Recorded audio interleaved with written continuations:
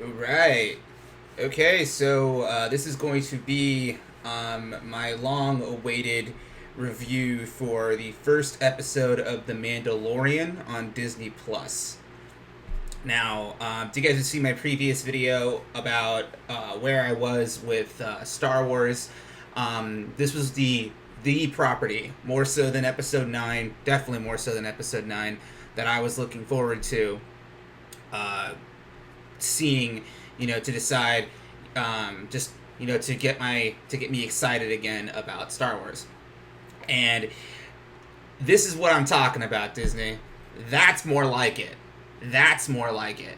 Now, Dave Filoni, he knows like how to set the aesthetic and how to set the theme and the tone for Star Wars. I think better than anybody else has at Disney, because this felt immediately just very, very Star Wars right off the bat.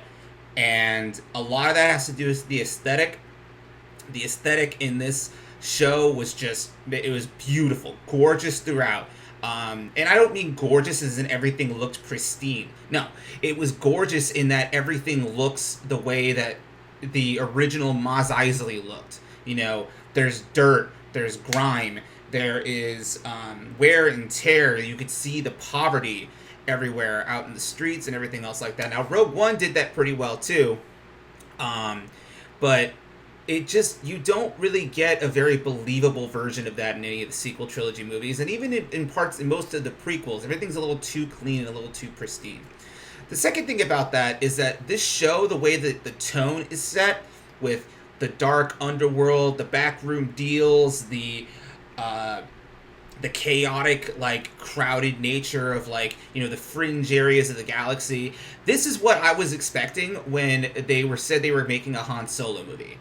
I wanted this. I wanted shootouts. I wanted smuggling deals. I wanted backroom negotiations with crime lords. I wanted just Chewie and Han like constantly looking over their shoulder while they're running jobs for these various criminal, like, nefarious forces. I wanted to see criminal Han Solo, not the one that you gave me, freedom fighting Han Solo with his girlfriend that you don't care about and stuff. I don't care about that Han Solo. I already have hero Han Solo in the original trilogy. I wanted criminal Han Solo. I wanted scoundrel Han Solo.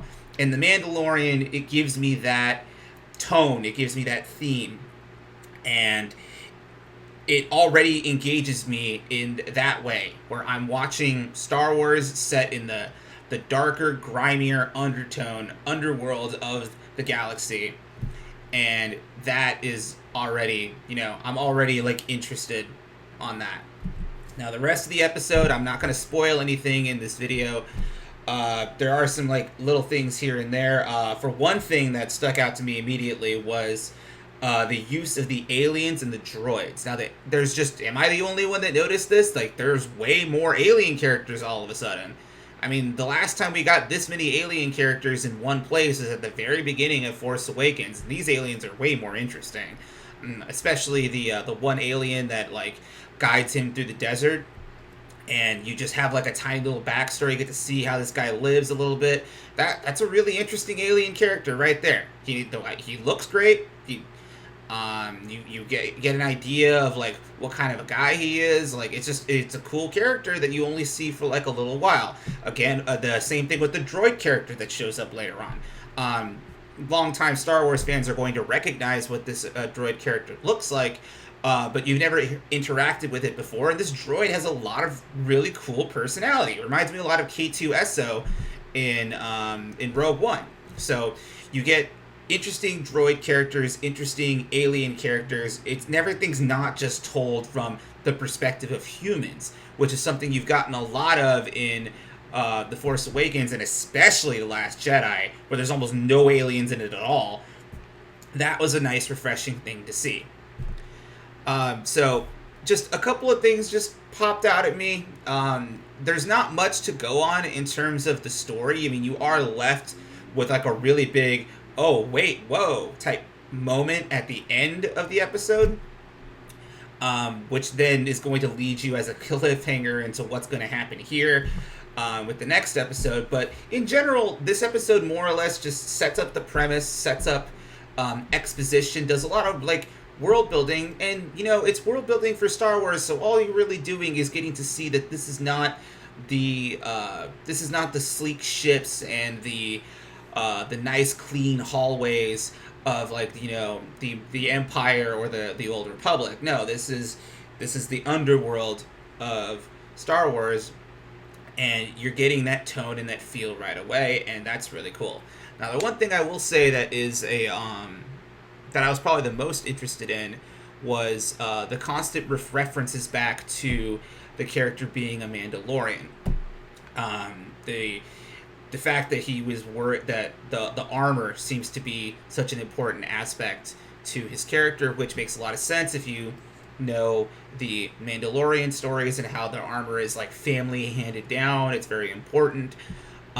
That's really cool that they were referencing that right at the very beginning, but they're not really saying very much about it because it's going to be a common theme going forward about this character later on. The character himself is very typical of what you'd expect for a masked Mandalorian character. He doesn't say very much. He's supposed to be very private, very mysterious, and you get that.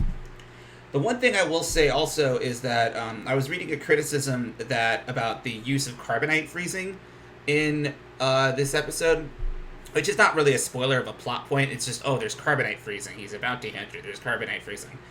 Somebody was saying that that's kind of like a weird thing because carbonite freezing was like a makeshift capture device that they used in The Empire Strikes Back, and that is a good point.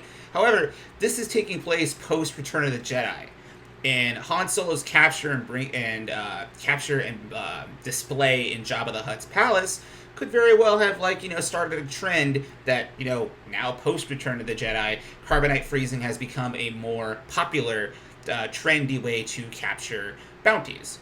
That's just it's a very easy logical step for you to make for why this small thing, which is really just there for nostalgia purposes. I understand that, but it's not really something I think is worth nitpicking over because it's very easy to explain why this would be a thing. So those are just my first preeminent thoughts. I know I kind of bounced around a little bit, but at the very beginning, all I could say is this looks promising. It looks promising. Now, there's very little story told so far, so I don't know where they're going to go with it.